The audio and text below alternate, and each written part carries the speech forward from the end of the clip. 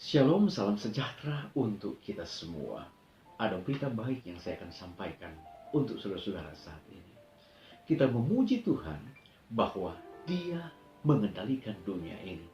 Dan Dia masih duduk di atas tahta Allah surgawi. Meskipun kehidupan tampaknya saat ini di luar kendali, tetapi Allah masih tetap bersama-sama dengan kita. Dan tidak ada yang dapat menyentuh kita kecuali Dia mengizinkannya. Jumpa lagi dalam program 100 hari berdoa. Saudara-saudara, saat ini sebelum kita membawa doa-doa kita kepada Tuhan, mari kita dengarkan firman Tuhan. Namun sebelumnya mari kita berdoa. Bapa di sorga, Engkau sungguh baik dalam kehidupan kami. Kami sangat meyakini bahwa Tuhan mengendalikan dunia ini. Dan saat ini Bapa, kami rindu untuk mendengarkan firman. Berfirmanlah karena kami siap mendengar. Dalam nama Yesus kami sudah berdoa. Amin. Pembahasan kita pada saat ini berjudul Pray Always in Humility, atau selalu berdoa dengan rendah hati. Ada pertanyaan mungkin mengawali akan renungan saya saat ini. Berapa kali Anda berdoa dalam satu hari? 3 kali? 5 kali? Atau berapa kali?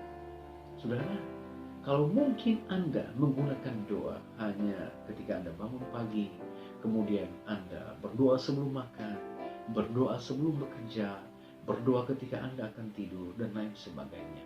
Itu adalah merupakan bagian dari rutinitas kita dalam membawa doa kepada Tuhan. Namun, yang menjadi pertanyaan saat ini, berapa kali Anda meluangkan waktu secara khusus untuk berdoa secara pribadi kepada Tuhan? Berdoa untuk membawa permohonan-permohonan kita kepada Tuhan dari hari ke hari. Di dalam 1 Tesalonika pasal yang ke-5 ayat 17, firman Tuhan berkata, tetaplah berdoa. Ada seorang tokoh yang bernama Daniel. Khususnya di dalam Daniel pasal yang ke-6 ayat 1 hingga ayat yang ke-26. Di sana menceritakan tentang Daniel di gua singa. Saudara yang kekasih, di dalam kisah ini dikatakan bahwa Raja Darius dia mengangkat 120 wakil raja dan mereka ditempatkan di seluruh kerajaan. Kemudian dikatakan bahwa diangkat lagi 3 pejabat tinggi. Satu di antaranya adalah Daniel. Dan saudaraku yang kekasih, di dalam ayatnya yang ketiga dikatakan bahwa Daniel melebihi para pejabat tinggi dan para wakil raja, sehingga dia ditempatkan pada satu kedudukan yang sangat baik oleh Raja Darius. Mengapa? Oleh karena dia mempunyai roh yang luar biasa. Sehingga saudara, dalam cerita ini dikatakan bahwa para pejabat tinggi dan wakil-wakil raja ini ingin membuat satu alasan, dakwaan untuk menjebak Daniel dalam pemerintahannya. Saya mencoba membaca di dalam Seventh-day Adventist Bible Commentary jilid 4 halaman 811. Dikatakan bahwa para pejabat tinggi mengadakan pengamatan yang tidak henti-hentinya kepada Daniel. Mereka membuat pemeriksaan yang begitu cermat, membuat catatan-catatan terhadap tindak tanduk dari Daniel. Namun, musuh-musuh Daniel menemukan bahwa ia tidak pernah beribadah di salah satu kuil dari kerajaan Babel. Bahkan dia tidak pernah ikut serta dalam upacara keagamaan kekafiran. Tidak diragukan, mereka telah memperhatikan bahwa Daniel selalu absen dari kantornya setiap hari Sabat, hari istirahat mingguan yang ditentukan dalam hukum Allahnya. Dan mereka tentu saja beralasan bahwa waktu yang ditetapkan oleh Daniel pada hari-hari tersebut dia gunakan untuk beribadah dan berdoa kepada Tuhan. Saudaraku yang kekasih, sehingga semua pejabat tinggi ini mereka membuat satu mufakat. Mereka mengeluarkan satu aturan untuk ditetapkan oleh raja. Barang siapa yang dalam 30 hari menyampaikan permohonan kepada salah satu dewa atau kepada manusia kecuali Tuan Raja, maka ia akan dilemparkan ke dalam gua singa. Saudaraku yang kekasih, respons dari Daniel ketika dia mendengar akan keputusan tersebut. Keputusan yang telah dibuat oleh wakil raja dan telah ditetapkan oleh Raja Darius. Apa yang dia lakukan? Di dalam ayatnya yang ke-11, firman Tuhan berkata, demi didengar Daniel bahwa surat perintah itu telah dibuat, pergilah ia ke rumahnya. Dalam kamar atasnya ada tingkap-tingkap yang terbuka ke arah Yerusalem.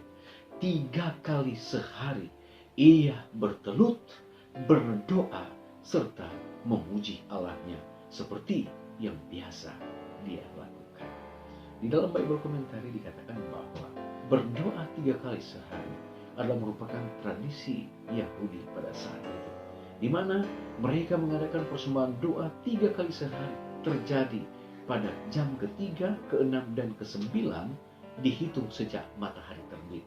Katakanlah matahari terbit pada pukul 6, berarti mereka berdoa pada jam 9, jam 12, dan jam 3 sore. Dan kemudian ini pun dilakukan oleh Yahudi Ortodoks pada saat itu. Saudara yang kekasih dalam Tuhan kita Yesus Kristus, mengapa Daniel dia mendapatkan kemenangan? Dalam cerita ini dikatakan dia dibuang ke gua Singa, tetapi Tuhan menyelamatkan Daniel, dan pada akhirnya orang-orang yang menuduh dia, yang telah menjerumuskan dia, merekalah yang dibuang ke gua Singa, dan Daniel mendapatkan satu kedudukan yang tinggi pada saat itu. Saudaraku yang kekasih, mengapa penting untuk berdoa? Di dalam buku Pelayan Injil 226 ayatnya yang ke-7, Nyonya White menuliskan, doa adalah nafas jiwa. Itu adalah rahasia kuasa rohani. Tidak ada sarana kasih karunia lain yang dapat menggantikan dan membuat kesehatan jiwa terpelihara. Doa membawa hati dekat kepada sumber kehidupan dan menguatkan persendian dan otot pengalaman keagamaan. Melalaikan kebiasaan berdoa atau berdoa secara tidak teratur, sekarang dan seterusnya yang kelihatan nyaman, membuat engkau lepas dari Allah.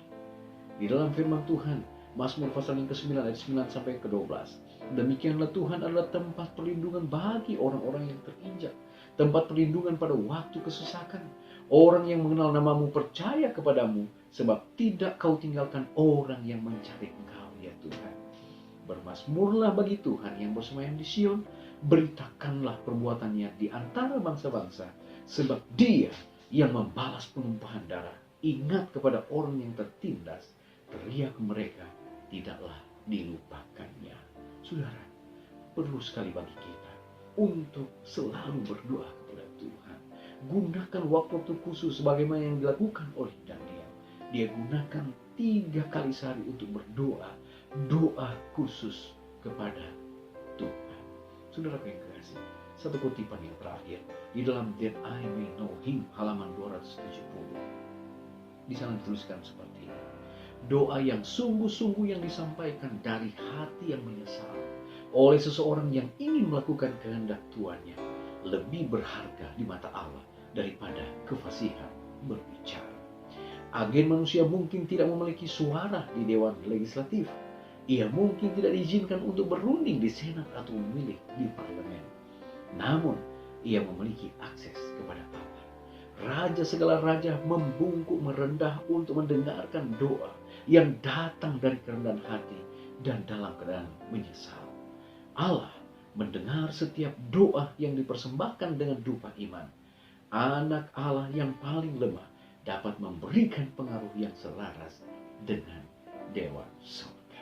Kiranya lewat firman ini dapat menolong kita untuk terus menggunakan waktu-waktu kita bersama dengan Tuhan lewat doa-doa secara pribadi kepada Tuhan di surga. Adalah doa dan harapan kita pada saat ini. Saya berdoa kepada Yesus. Amin.